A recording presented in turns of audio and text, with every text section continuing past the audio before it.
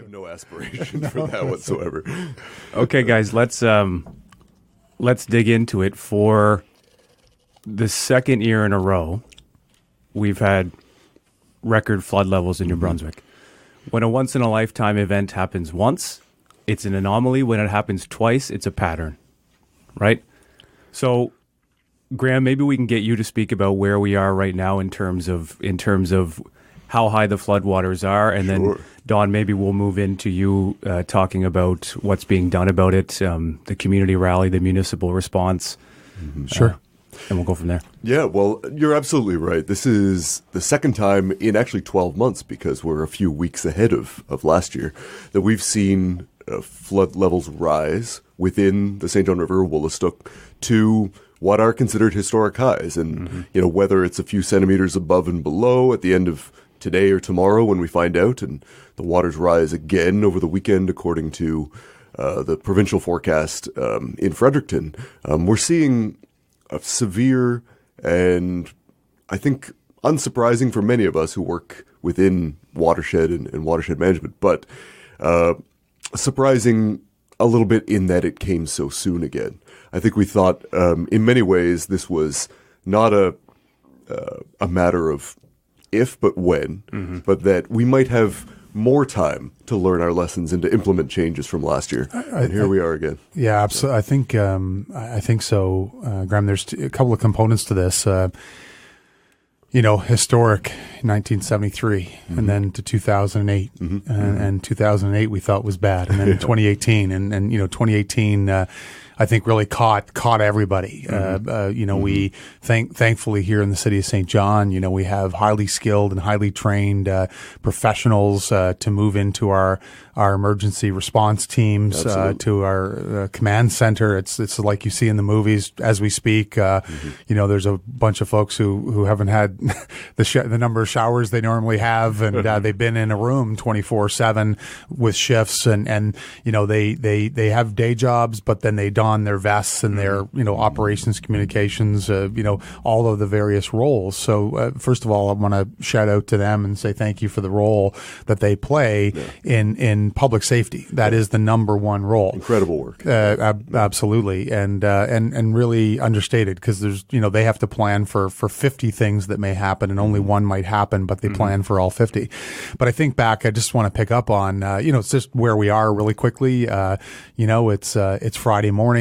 It looks like we're going to peak out today, but as Graham has said, speaking to the mayor of Fredericton a day or two ago, they thought they peaked and the water went up 2 feet overnight. So I think we've got 2 feet. Yeah, we've got more work ahead of us here, and just even saying to folks, like, even once we've peaked, wherever peak is, whether it's today or tomorrow or the next day, for that water to recede again is another week plus, and then there's cleanup, and then some of your greatest risks really coming after that. Yeah, and contaminants in the water and all kinds of things. But I just want to go back for a second. I think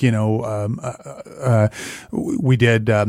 We learned from the plan last year. We met. We talked about it. We talked about how we were going to adjust. We communicated. We did open houses. We tried to do a number of preemptive moves. And I started driving around the community all around the community, the greater community, on Friday, and I did it again on Saturday, and I did it again on Sunday, and I called city officials on Sunday and I said, no one's moving, nothing's happening, and then wasn't really until Monday, and I said, folks, there's going to be panic, and there's going to be a lot of panic. And so there's a human psychology. There's something here that, again, remember 1973, 2008, 2018. So, we must have until 2023, right? Yeah. And here we go again. So, look, I think the response has been good, but I think there's a lot of lessons, and there are always, and there isn't anyone in our organization that would disagree with I hope with what I'm about to say, and that is that we can always do better. Yeah. And now this conversation that we've been having, it can't be ignored. A conversation about climate change, about the change in our community, and what the impacts of that change are going to be. And then I'll just one more, and then I'll give the mic back. I just want to also say, to the citizens that I've visited with, to you, the heartache that I see in your face and hear in your words, and I see in your body. And I know for the little bit of sandbagging that I did yesterday, my back is really sore, so this is really tough on a community, and it's heart-wrenching to see people. And probably the most moving emotional piece for me is actually saw a number of people just gave up, didn't put a. Think about what a home represents for us, who just gave up and didn't even attempt to fight back the mighty river. I want to, just for a second, speaking to the human side of this thing, because one of the things that I've always loved about the Maritimes, and one of the things that gets me to stay actually and want to be a professional and have my career here, is the community response when things like this happen is actually pretty surreal. In 2018, I worked pretty closely with the newcomer community, and when we were out sandbagging, the amount of newcomers who were there actively engaging with their community and understanding that this was a community-wide effort. Yeah. I wrote a feature in James Mollinger's magazine, The Maritime Edit, called Waters Rising, about this analogy that how divided, or not necessarily divided, but how disconnected we are day to day. When something like this happens, you really understand that it really takes everybody. Yeah. And that's the benefit, I think, of our very manageable sized communities, where we had somebody come by our office from somewhere else, visiting from Ontario, and you walk outside, and of course you see the first person you know, and it's the wave, and they said, "This is like the Truman Show or something." I didn't know this place still existed. Right. Yeah. And that face on the individuals is what makes it so compelling to help them, to help anyone when something like this catastrophic happens, whether it's the first time in 30 years or, again, for the second time in 12 months, you put a face to it, and you can relate to, this is a shared struggle that we all have. I think it's what we love so much, whether we can articulate it in words. It's what we love so much about this community. It's that I often say, the comfort I have in my coffee being prepared as I just walk in the door, right. That I know the story behind so many people, that people care about each other in this community. It's so wonderful. You speak to newcomers. Last year, one of my most memorable moments was going to a sandbagging station, and I was sort of on tour and saying thank you to volunteers. And a newcomer group was there, and in a bit of broken English, new language, right? The newcomer said, "Canada helped me, I help Canada." It's like, oh my gosh, like what a strong sort of lesson. And in the same breath, I would just throw out a bit of a warning that if we're completely reliant on volunteers all the time, what I've seen this year is number one, it's very dangerous work.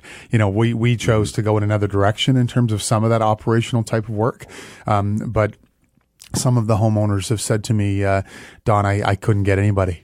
Folks came out last year. It was a bit novel, and it was very urgent, but it was backbreaking. There's already a fatigue from last year still. So if your plan is we're just going to put an email out and everyone's going to come in droves, well, that's great if it's once every 10 or 12. I personally would think that'd be a very risky plan if it's every 12 months.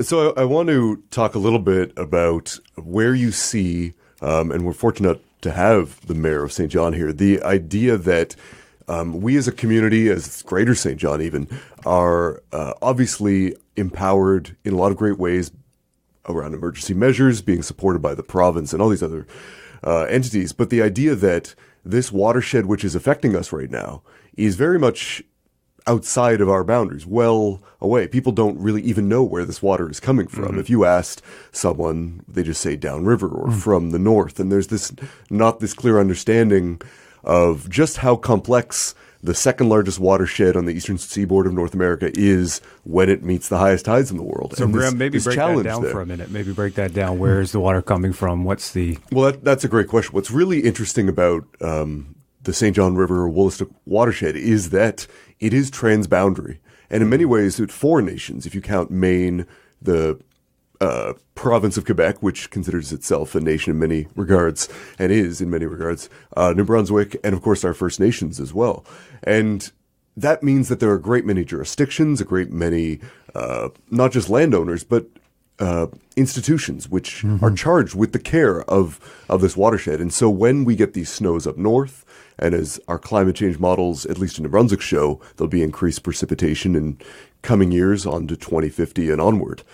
And as that meltwater comes with an earlier spring in some cases, we're getting this increased freshet. I mean, yes, a freshet is a natural spring event. We even have whole streams which only exist during a freshet event. Right. And that's a normal part of our geography. But when it's coming at this rate and at this volume, we built in areas which we weren't prepared to see this happen in. And that's something that comes along with we're all attracted to water as humans. All of our greatest cities for a great many years were all located where there was food or water and a source. And here we are in St. John, a wonderful example with so many beautiful waterfronts and lakes and the Bay of Fundy. And that attraction to water has put a lot of people in precarious positions. So I want to ask Don a little bit about what he sees as a municipal role for this. Because again, people have a difficulty parsing, I think, sometimes those differences,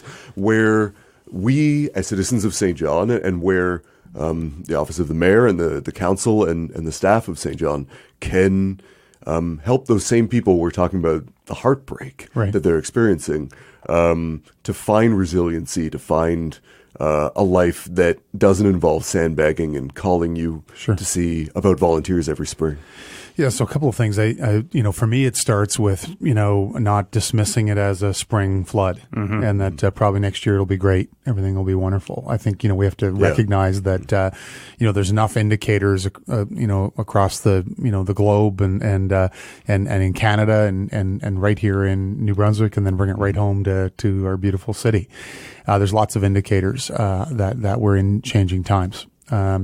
The city is, as you know, we're working with you, Graham. I'm proud. I'm not an expert, but, I believe we don't have our heads in the sand. I mean, we're going to have to adapt and we're going to have to change. So our climate adaptation plan, the greenhouse gas, emissions and energy use reduction plans. So you have to have the plans. It can't just be words. I've been approached many times about, I know it's a symbolic gesture, the climate emergency motions that some councils, and I just want to understand it. I'm saying to Linnea and others, look, we are taking action. I use the word in my media interviews yesterday, climate emergency. I believe we're in an emergency situation. But I also can tell you that if I were to take a stab at it, probably 85% of motions that came before the council over the last 15 years never went anywhere because they were, great to get your name in the newspaper. I don't want that. I want meaningful dialogue and meaningful action. So back to your question, Graham, I look, for sure we're going to have to adapt here in St. John. We're going to have to adapt, how we build, where we build, those standards, our infrastructure. We've already had that conversation. Where we've estimated, round one, 20 million, round two, probably 75 to $100 million worth of infrastructure that's being climate impacted now. But it can't just be us. Has to be our neighbors, has to be the province of New Brunswick, has to be interprovincial. And we don't do that well, right? We don't do that, whether it's an energy project or anything else. We don't do the interprovincial thing very well. And and I'm going to get myself probably in a bit of trouble. I'd say, let's sprinkle in a little bit of politics over all this too, right? And, we still have, politicians that are taking the climate change doesn't exist positions, and so I think we also have to navigate through the politics of this. It's hard to say, folks, we're not building any more X, Y, or Z's because we have to put money into renewing our core infrastructure. But that's the prudent and the right thing to do. So I think it's a conversation that cities and provinces need to have together. And I thank you for the education, Graham, on where does all this water come from? Thank you for that. And it just shows that we have to pull the onion back and understand at the root cause what is going on and what are we going to do about it, and for not only present generations but future generations be leaders. And for me, I don't understand all the implications or the ripples or what I call the knock-on impacts yet. But I certainly know that what we're facing is not just a one-off, and that we have a responsibility and an obligation to work through this and let data and make good decisions and put plans in place. Sorry, go ahead. And like you said, Don, this is municipal, provincial. It's statewide, and then it's national, and then it's international. When you're looking at climate as a whole, when you're seeing hockey stick graph after hockey stick graph, and then can look a community in the face and say, this is a spring flood, it's very clearly not a spring flood. I was listening to Neil deGrasse Tyson, who is a science communicator we all know and love, and the interviewer asked him, is the answer more STEM and STEAM training in schools? And he said, well, no, it's actually starts with getting our elected officials and our middle-aged folks scientifically literate. What are we going to do? Are we going to teach STEAM in elementary schools, wait 40 years for these people to run for parliament and then make decisions on these changes? We can't. And the reason why we can't is it will be too late. So the fact that our elected officials want to step up and be a part of the solution and say, look, this is happening. How do we adapt? And we'll go back to Graham on this point, because there's two parts of this. There's response when an event happens, and then there's management prior to events happening. Yeah. It's like Randy Hatfield, the executive director of the Human Development Council, who we all know and love, is saying the solution to homelessness is not to build more homeless shelters. That's a response to the event, but it's not management prior to the event unfolding. Yeah. And that's an excellent point. When it comes to watersheds or habitats or environments in general, is that we, for a very long time, have looked at it as a response. The decline in bald eagle populations. Well, we have to do breeding programs and we have to do this and this, instead of addressing the habitat they live in, because there are other species instead of just the famous iconic one that's on a flag or a seal. And we're in the similar position when it comes to some of these climate change issues, where the flooding is what we're feeling right now, and we're doing an excellent job, as Don described, responding to. But it's not the only impact of changing temperatures and precipitation patterns, and we're just not necessarily seeing or feeling those yet. But they will be and are a reality. And the idea that we have to plan for these things, but also use these responses as a rallying point. And I talked about this a number of times this week with a number of media outlets. We have more knowledge, you could argue, about the St. John River or Willistic watershed than any freshwater system in Canada now, thanks to the Canadian Rivers Institute, thanks to the 20-odd watershed groups that work along it, thanks to the work of the municipalities, the province's LIDAR investments in recent years, which have really highlighted an incredible amount of detail and an incredible amount of science and study, and hopefully more and more integration of traditional knowledge as well. And we're at that point where we're now creating libraries of information, or virtual digital libraries, I should say, since it's mostly in hard drive form. But what are we going to do with it? What's the next management step? We're the only transboundary watershed in the country without an international joint commission. We don't have that central body that can force, a governor and a premier together to manage this system. So we need to do what Maritimers in New Brunswick do best, and find rallying points in our community to make that the case. We have the expertise and the know-how to create the planning, as we're working on in the city of St. John. But many of our impacts lie beyond that. I described the river coming down is a great example of that. And the work that we can do around working to shape provincial policy around not just wetlands, all the way through to the way the river itself is managed. We're starting to see the cyanotoxins, which killed, luckily, just dogs last year and spared human life. But the risks associated with that, again, impacts changes to our river, which many people wrote and foresaw in science years prior. And we didn't have the response, so to speak, to that. And I think it really behooves us all to have these discussions now while this topic is hot. And to not let it be a matter of fatigue, as we talked about with sandbags. Let it not falter because we survived the flood. Our response was amazing. Speaking about it past tense, as if it won't come again. Right. It's a matter of being, as our emergency measures officials have done, learning those lessons from what happened and bringing those lessons to implement changes in policy and bringing about real actions which bring resiliency to our community so that they're not feeling that fear, so that they can enjoy the blooms of spring, not the floods of spring. I think we touched on it. I think we're having a conversation here. Thanks for the opportunity to have a conversation this morning about this. This is incredibly important. I think there's a whole litany of reasons why maybe we're not as far along in the journey as we could be or should be, Graham. But fear and there's many. I'm not sure, frankly. I agree that we have the political will today. I think some politicians have the political will. I don't believe all politicians do. And again, I mean, it's part of the toughest thing about my job, and the part I dislike the most is politics. And what do I mean by that? I mean, we're having data-driven, meaningful conversations about what we should do and how that's going to improve quality of life for the community. But because people resist that, sometimes special interests, because somebody won't get what they want out of that, the idea dies on the table. But this topic we're talking about here, I'm not for a moment. I mean, so we need to educate people. We need to have folks understand, but we also need to figure out how we can move, a core group of folks.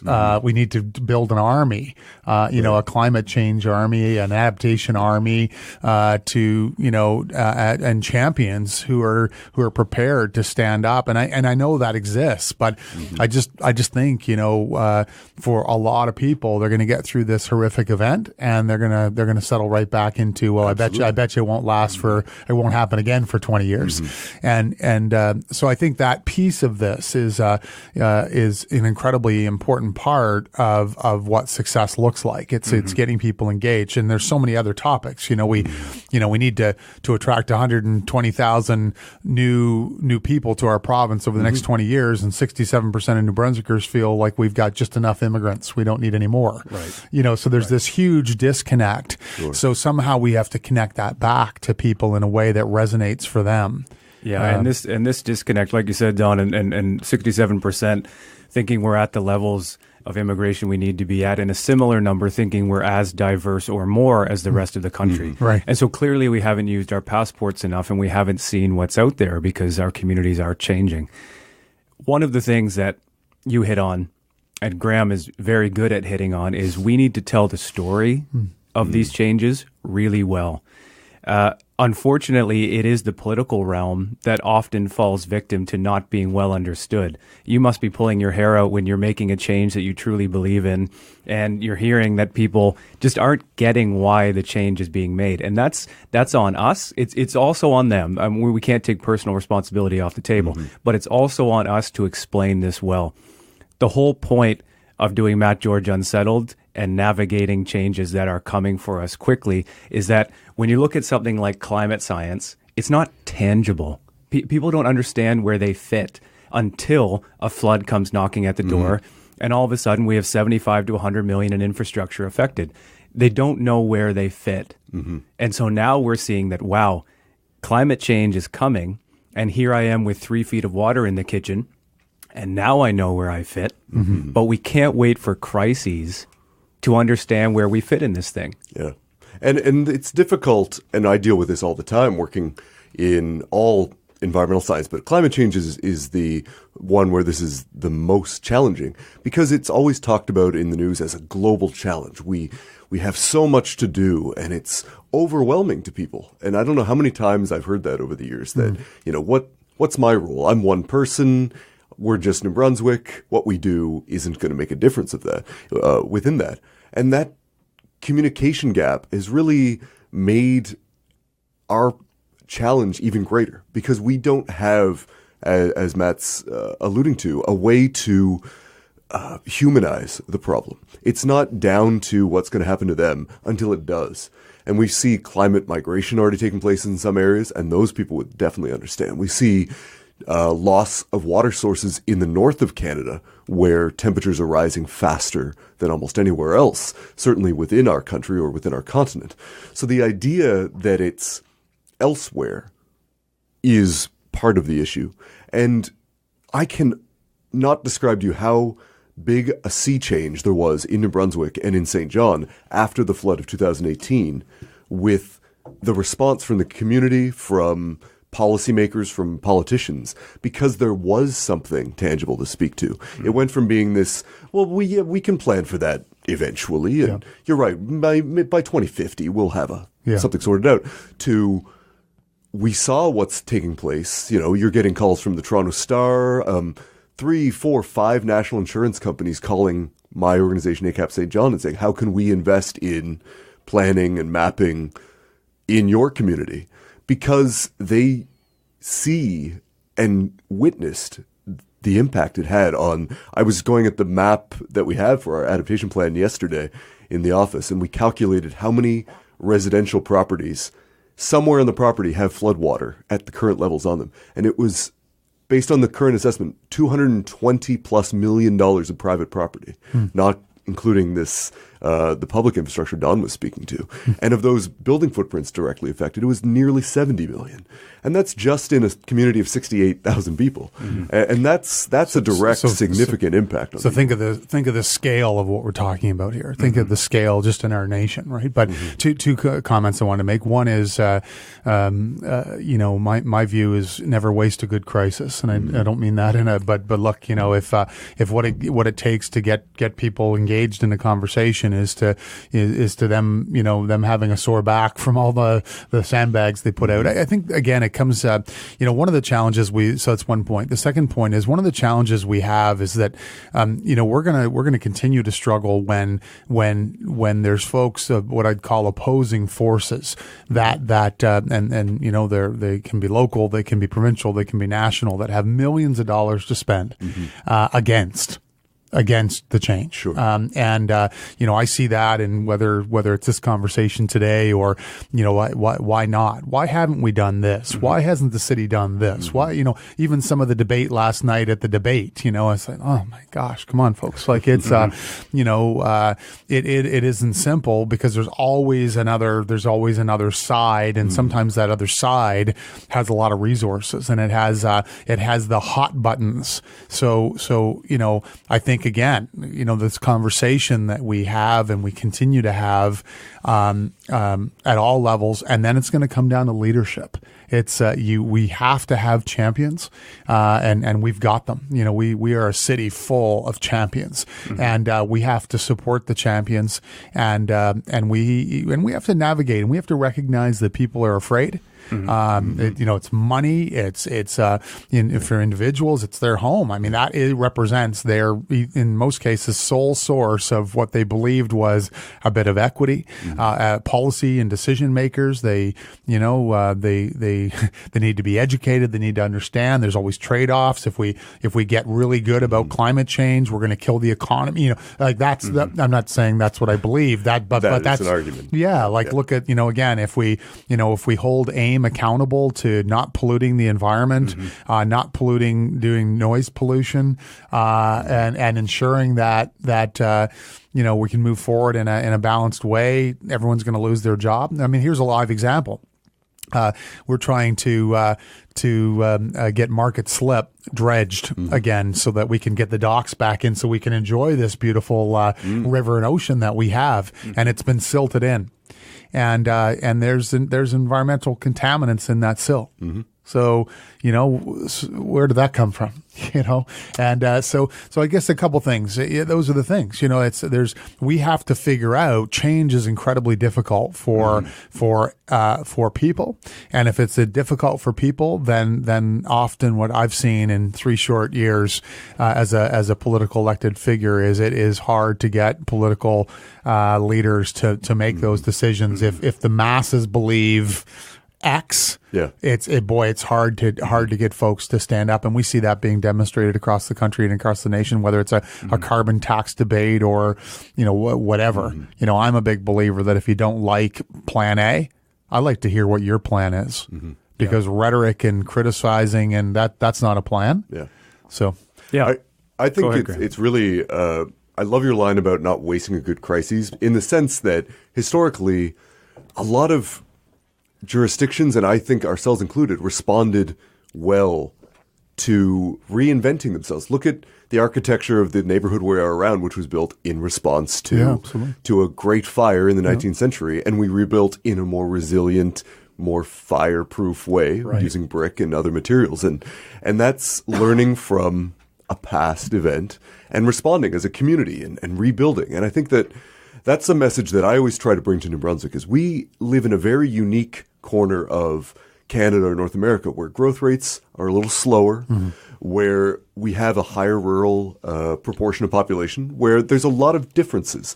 And those can be strengths, and we can address some of the issues, whether it's generational poverty in St. John or infrastructure deficits, through the lens of creating resiliency to climate change. That these are not one-offs where we've lost 80% of the wildlife in our jurisdiction by species diversity.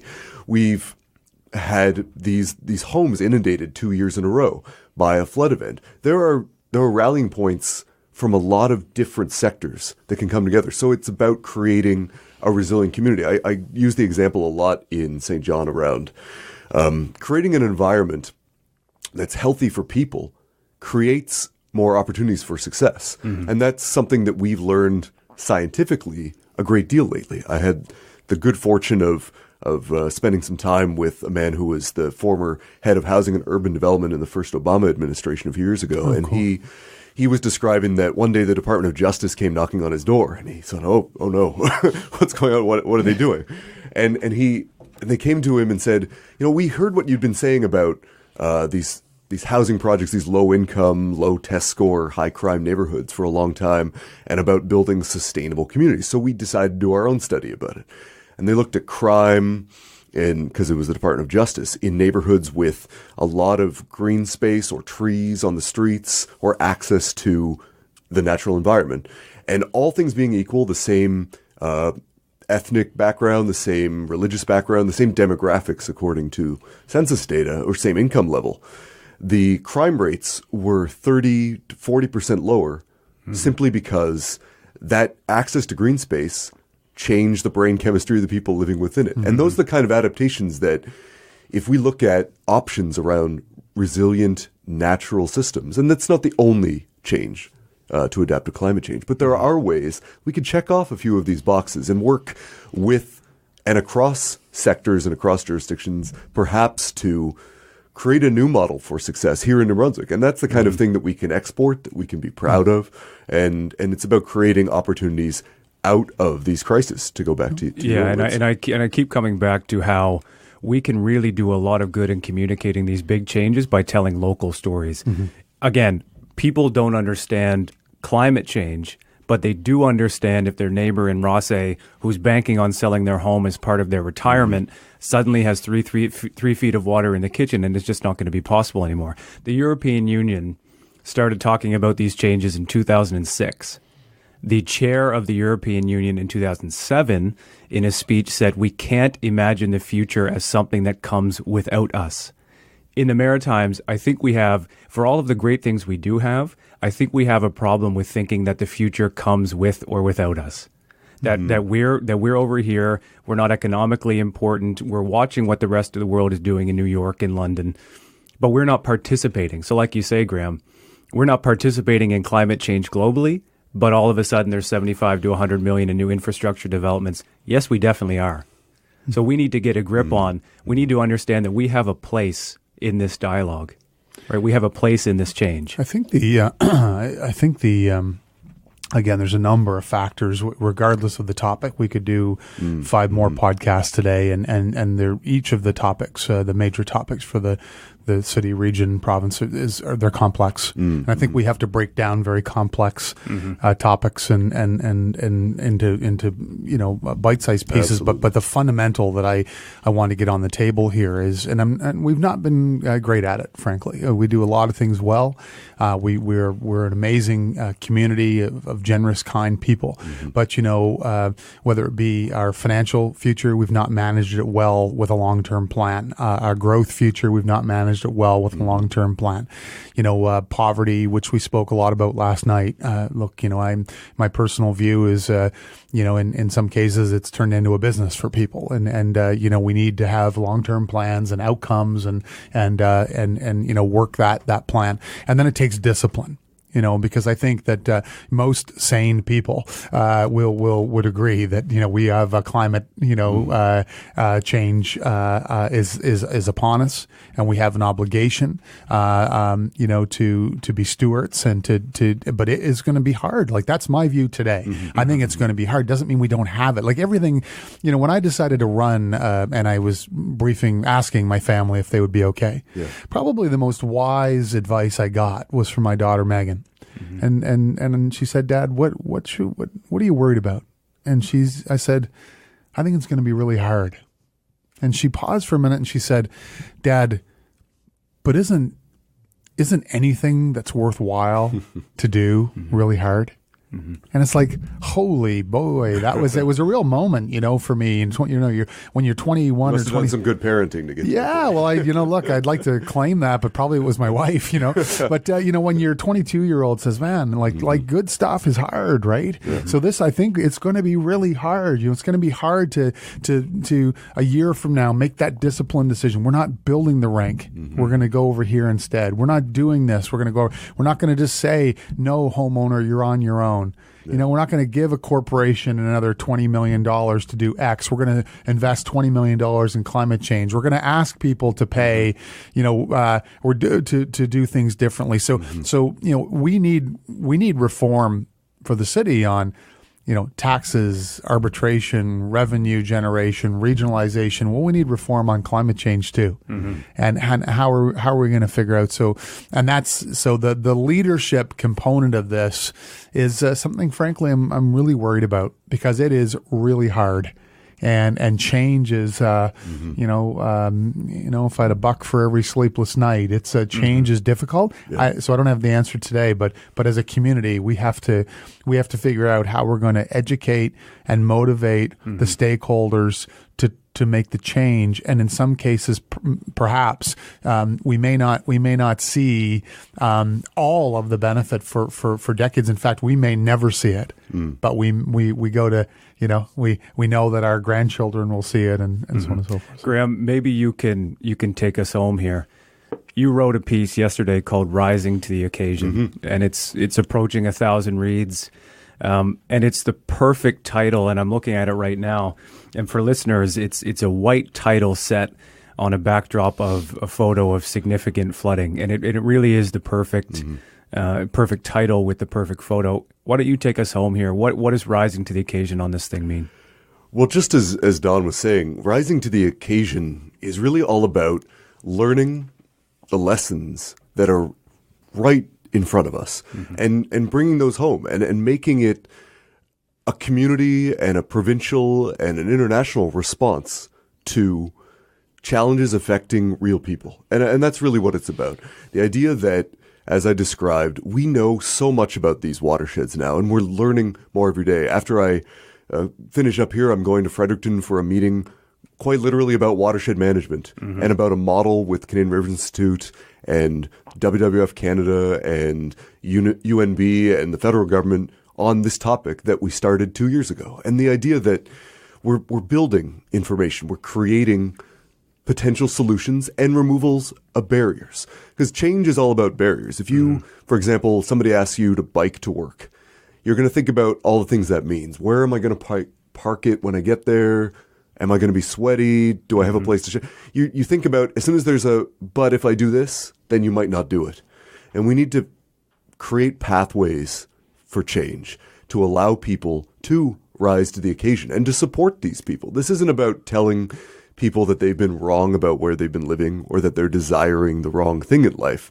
It's that there are, in 2019, and there will be in 2020, real responses and solutions to these challenges. But perhaps our jurisdictions don't support them the right way, or we don't coalesce to respond together and listen to the brilliant minds who work at the City of St. John in engineering or emergency measures. We don't listen enough to and give voice to the watershed organizations that work from the Meduxnakeg to the Tobique to our First Nations throughout the watershed about what they see and about what they feel, and creating avenues where we work together and we're empowered and we have the support of, as we all know, the economic situations of our community, support from the rest of our country and province as well, to say that we're not going to leave people behind because of climate change. We're going to make sure that St. John adapts and has flood resiliency the same way that someday we're going to have clean drinking water in all of our First Nations in Canada. It's about bringing the strength of our fellow citizens together. And that's what Rise in the Occasion was, is that without getting too complex, is there are solutions, and the people who know these solutions live right here in our own backyards. I drive past or walk past some of their homes every day, and I know that they're there. And we need to give them the opportunity to not only make an impact, but to have that impact resonate across our community. And that's exciting to me. I hope that people listen to that message and not only get excited, but want to be a part of that change.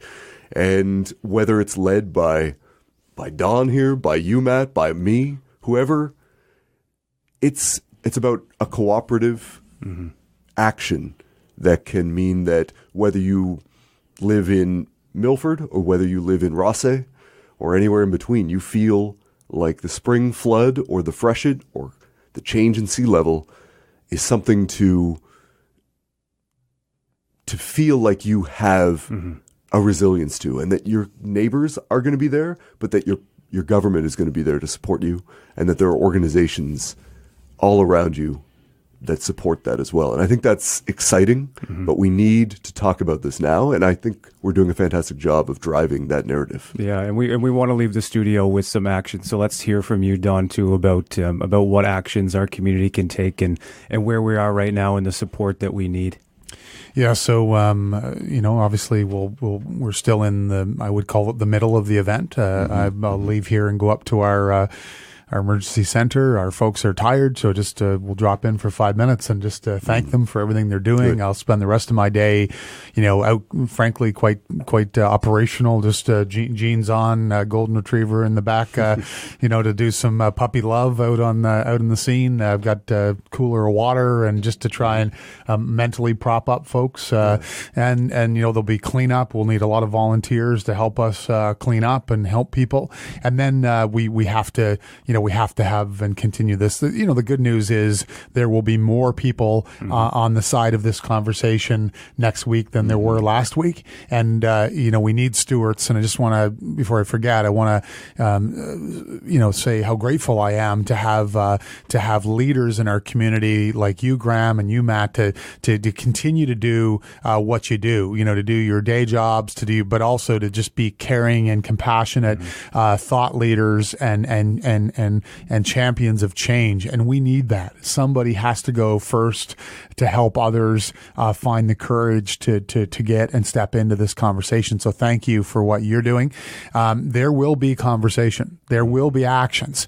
We just need to make sure they're meaningful, and we need to make sure they're pointed in the right direction. That's going to be the challenge, because there'll be reaction. And sometimes those, let's do this are not always the best ideas. So, I like to say to folks, let's slow down to hurry up.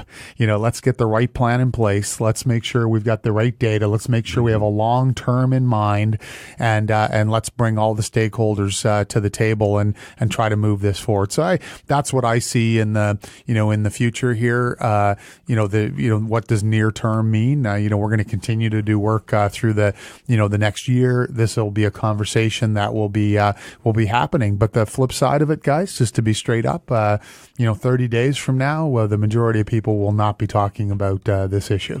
It'll be a core group of folks. So it's up to those that care about it deeply, who care about their community deeply, that care about their province and their nation and the globe deeply, and to break that down into bite-sized pieces. Sometimes some of the champions who I love champions' passion, but they're so overwhelming in their ask. It's such a big bite, that you don't know where to start. Yeah. So I think it's incumbent on the thought leaders to break this down into people. What can we do? That next time we issue an infrastructure project, can we adapt it? Can we do this? Can we put it in a larger pipe? Can we, I don't know those answers, but those are tangible steps that we just issued $10 million in contracts in the last week. Was that, were those contracts adapted appropriately? I don't know the answer. But so let's break this down. It can't all be massive change. It has to be bite-sized pieces that lead to a long-term plan. Yep. So thanks for the opportunity today. Gentlemen, you have an open invitation for a seat at the table anytime you want it. We're going to put this out as a Flood 2019 special. Hopefully we'll get this out on your platforms as well, Graham, and we'll get as many people as we can tuned into the conversation. And like Don said, we need to know where we fit. We need to know where we fit, and we need to know what action we take. So with that being said, let's wrap this thing up. Mayor Don Darling, Graham Stewart Robertson, thanks for coming in, guys. Thank you so much. We'll keep the conversation Thank going. you. Bye, everybody.